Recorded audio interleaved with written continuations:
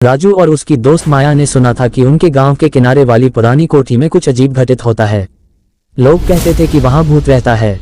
दोनों ने ठान लिया कि वो रात के समय वहां जाकर सच्चाई का पता लगाएंगे। एक ठंडी अंधेरी रात को दोनों ने टॉर्च और रस्सी लेकर उस कोठी की ओर कदम बढ़ाया। कोठी के चारों ओर झाड़ियों और उगी हुई घास का जंगल था। दरवाजा खुला हुआ था, जैसे किसी को उनकी ही प्रतीक्षा हो। दिल में डर के साथ उन्होंने अंधेरे में कदम रखा। फर्श पर पड़े धूल और मकड़ी के जाले पूरे कोठी की वीरांगी की कहानी बयां कर रहे थे। क्या ये सही में भूतिया है? माया ने फुसफुसाते हुए कहा।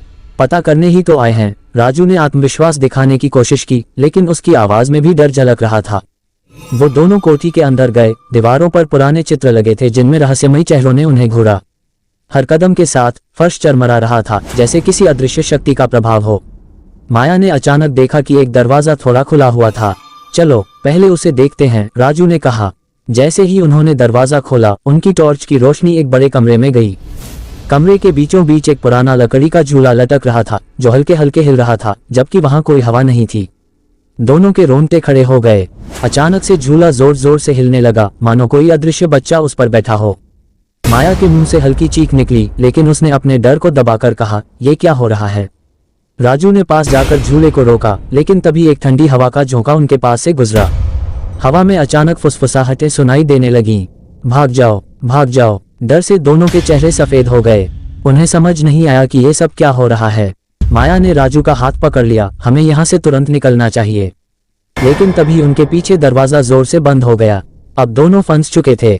माया ने घबराकर दरवाजे को खोलने की कोशिश की, लेकिन वह टस से मस नहीं हुआ। कोठी का तापमान तेजी से गिरने लगा और उनके चारों ओर धुंध सी छाने लगी। हम कहीं फंस गए हैं, राजू चिल्लाया। इसी बीच एक आवाज आई, जैसे कोई कोठी के नीचे की मंजिल से ऊपर आ रहा हो। कदमों की आवाज धीरे धीरे तेज हो रही थी। दोनों ने डर से एक दूसरे को देखा, फिर उनकी टॉर्च अचानक बंद हो गई। अब अंधेरे में सिर्फ उन कदमों की गूंज रह गई थी। और फिर सामने की दीवार से एक आकृति उभर आई, एक सफेद साया जो धीरे धीरे उनकी ओर बढ़ रहा था। उसकी आंखें लाल थी और चेहरे पर कोई भाव नहीं था। वह उनके पास आते ही फुसफुसाई, तुम्हें यहाँ नहीं आना चाहिए था। राजू और माया ने डर के मारे चीखते हुए दरवाजे को फिर से खोलने की कोशिश की और अचानक दरवाजा खुल गया। बिना एक पल की देरी किए दोनों भागते हुए कोठी से बाहर निकले। जब वे गांव की ओर भाग रहे थे, तब भी उन्हें ऐसा लगा कि कोई उनके पीछे पीछे आ रहा है। कोठी से दूर पहुंचने के बाद दोनों ने रुककर सांस ली। राजू ने माया की ओर देखा और कहा, यह भूतिया कहानी नहीं थी, बल्कि हकीकत थी। उस रात के बाद वे